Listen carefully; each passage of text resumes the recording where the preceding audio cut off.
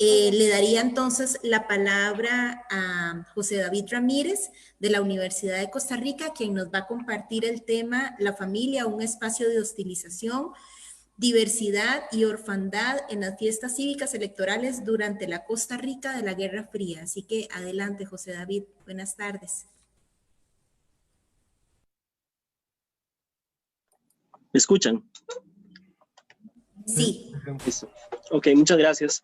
Ok, mi tema se llama La familia, un espacio de hostilización, diversidad y orfandad en las fiestas cívico-electorales durante la Costa Rica de la Guerra Fría.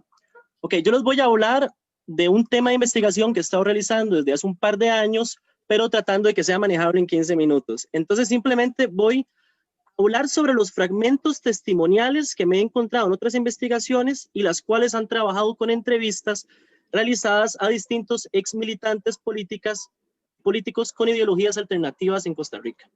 En otras palabras, el fin es buscar en la información testimonial algunas menciones sobre la familia vista como un espacio de socialización hostil, pero desde la diversidad y la orfandad política durante la Guerra Fría, sin dejar de lado el contexto de las guerras civiles centroamericanas o alguna que otra mención a las fiestas electorales. Así, la hipótesis de este trabajo recae en sostener que en un contexto histórico convulso, la familia o la dinámica de la familia es fuertemente afectada al nivel de convertirla en un espacio hostil de socialización que responde a las normativas de procesos endógenos y exógenos de los estados nacionales.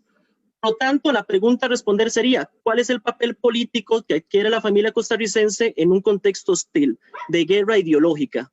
Pero primero, ubiquémonos históricamente. Es aceptado por la mayoría de expertos que la Guerra Fría duró entre 1947 y 1991, un poco después de la Segunda Guerra Mundial que acabó en el 45. Se podría decir que entre la doctrina Truman en 1947, que concluye con la caída del muro de Berlín, en el 89 y la desintegración de la Unión Soviética en el 91. Sin embargo, a fin de obtener un mejor manejo de los tiempos históricos, aquí lo ideal es contextualizar este trabajo entre el 70 y el 90, básicamente porque estas son las fechas que corresponden a las guerras civiles centroamericanas, a nuestro contexto y a la intensificación de la intervención armamentística e ideológica de los Estados Unidos y la Unión Soviética. En esta parte voy a hablar sobre el enfoque que se tiene para este trabajo, ¿ok? Para conceptualizar la socialización hostil en el espacio familiar. La especialista en docencia investigativa, Adriana María Gallego, publicó un artículo sobre la recuperación crítica de los conceptos de familia. En este trabajo se hace mención a las características generales de la dinámica y el clima familiar, referenciando, cito, al ambiente generado entre los integrantes del grupo y el grado de cohesión.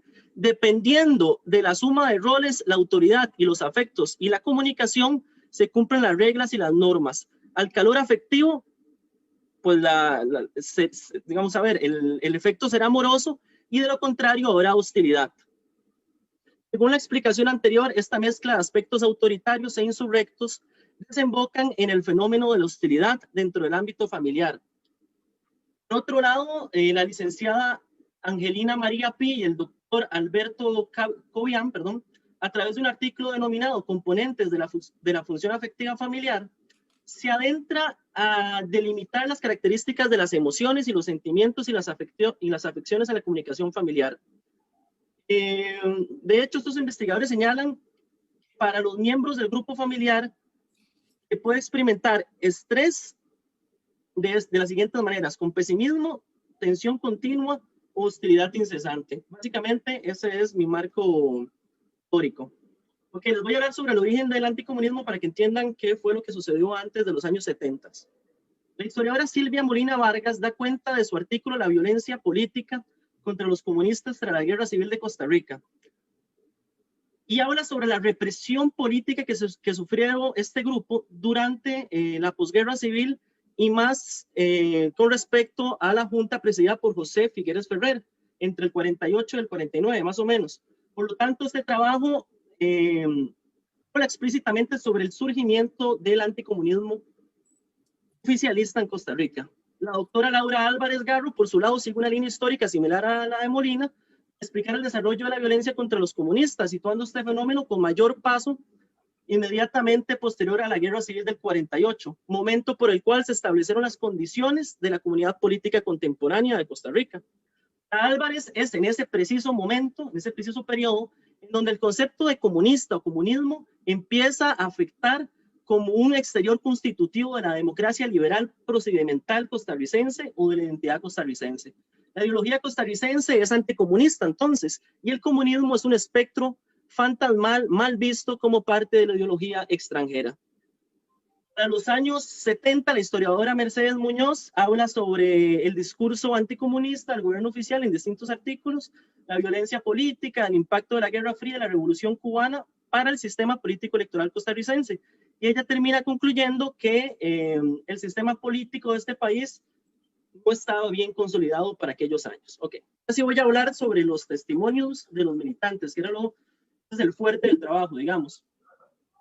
Voy a tomar el libro de los psicólogos Ignacio Boles Oropesa y Vilma Leandro Zúñiga, llamado Militantes, para abordar o para recoger de este libro unas entrevistas sobre las vivencias de militantes políticos de izquierda durante los últimos 25 años del siglo XX. Es interesante que el instrumento de estos investigadores, que son las entrevistas, obviamente, se haga de manera temática, o sea, toman la familia, la socialización y lo mezclan con respecto a cómo entraron en la parte de su militancia política. Una de las entrevistadas, llamada Mara, expresa abiertamente que la sensación de dejar de militar a raíz de la desaparición de los partidos de izquierda es un sentimiento muy similar al orfanato o al abandono. Ella llega hasta sentir que quedó como desprotegida para fines del siglo XX. Mara también en su relato explícitamente dice que, digamos, la orfandad política, la soledad política que vivimos nosotros. Desde que dejamos nuestra organización, somos huérfanos políticos porque no tenemos dónde compartir y discutir nuestras reflexiones y tampoco sentimos este sentimiento cuando vamos a votar. Es una orfandad.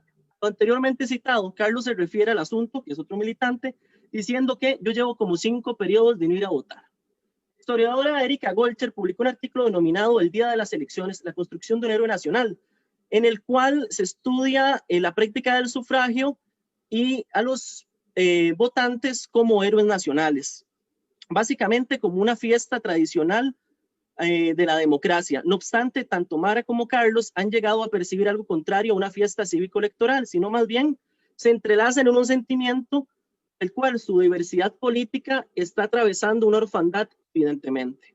A pesar de los esfuerzos y renuncias personales por parte de estos entrevistados como militantes de izquierda, es posible apreciar cierto sentimiento de fracaso colectivo vinculado a una falta de injerencia política a través de su militancia para la sociedad actual costarricense. Un entrevistado llamado Cabecar expresa al respecto que, más que la toma de poder, le duele no haber hecho un eco social. Oropesa y Leandro, estos psicólogos, apuntan que 17 de las 40 personas entrevistadas se refieren a la poca relevancia del tema en la política con respecto al entorno familiar y básicamente la mayoría de estos entrevistados limitan la política en sus familias a la hora de votar. Ahí termina. Se habla más de política en sus casas.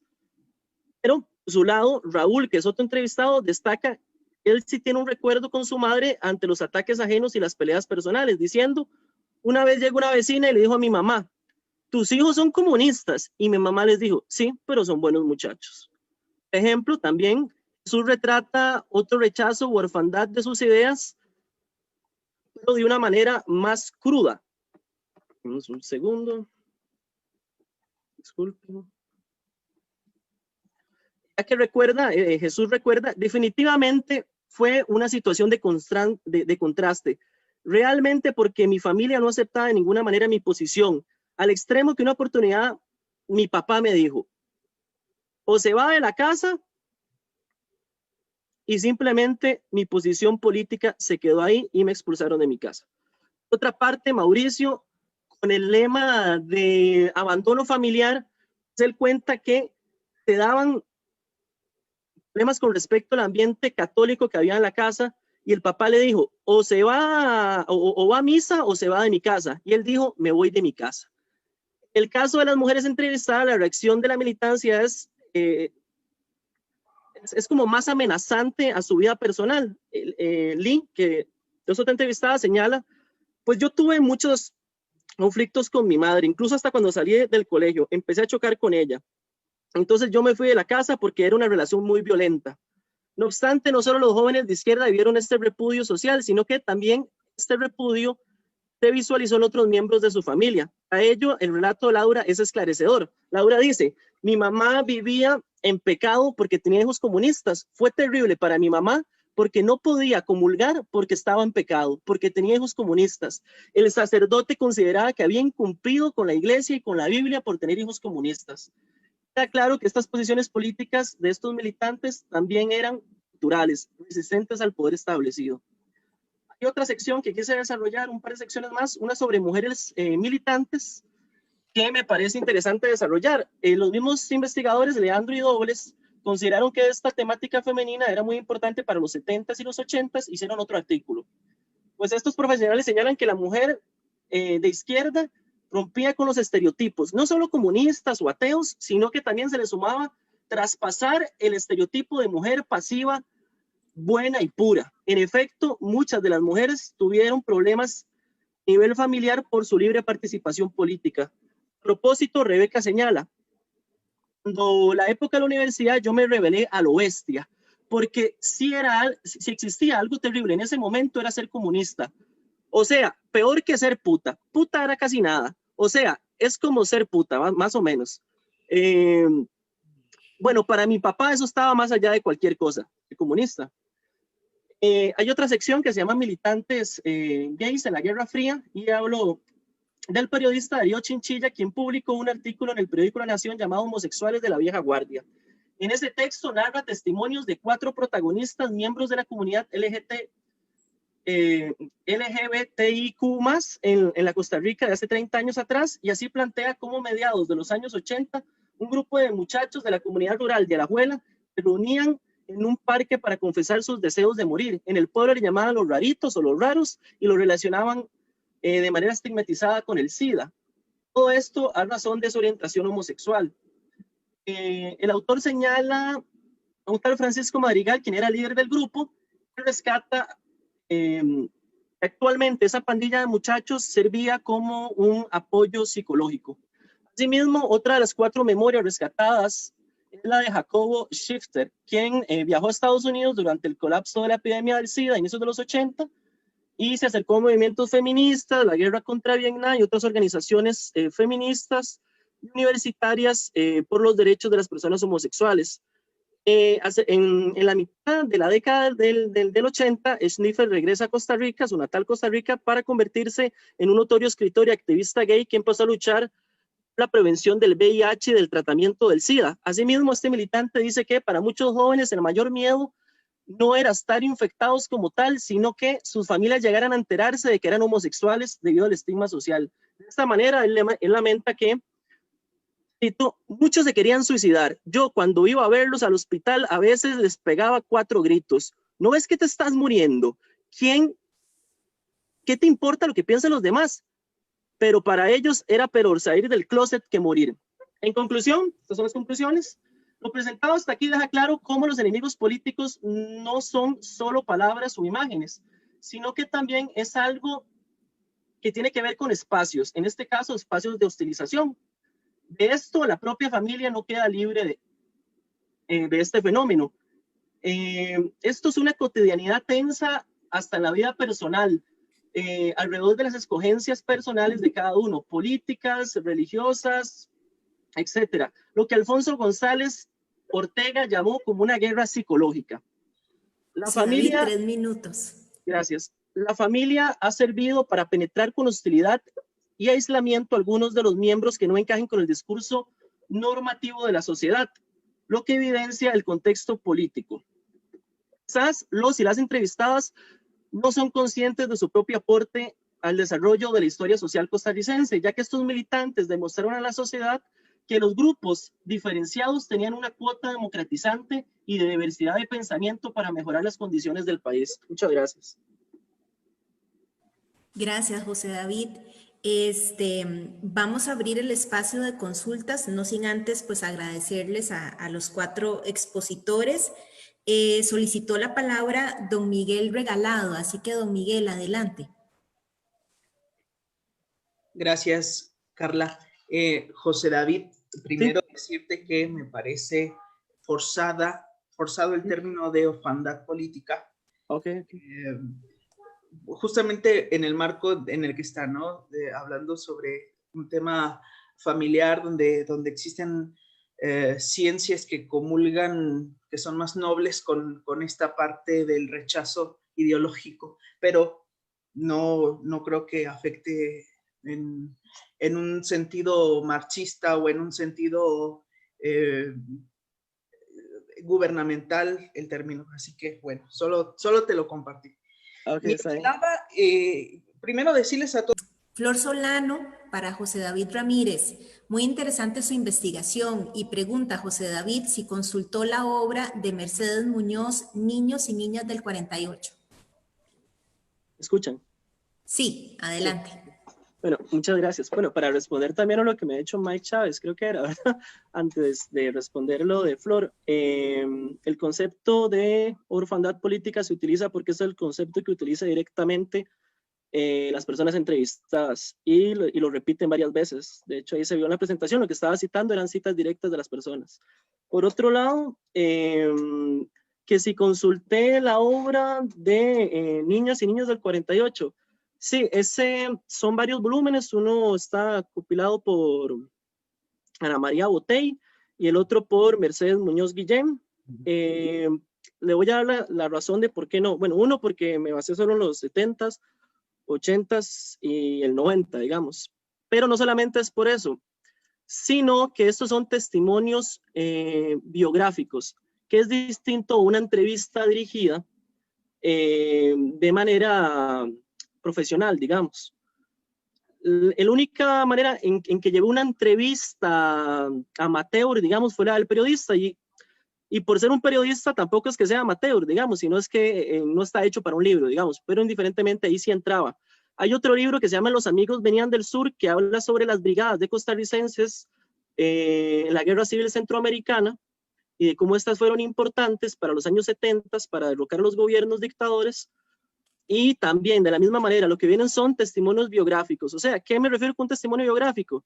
Que le dicen a las personas, ok, quiero que cuente qué es tal experiencia que usted tuvo, y la persona escribe. Niños del 48, exactamente lo mismo. Las personas dicen cómo era vivir su infancia en 1948, 1949.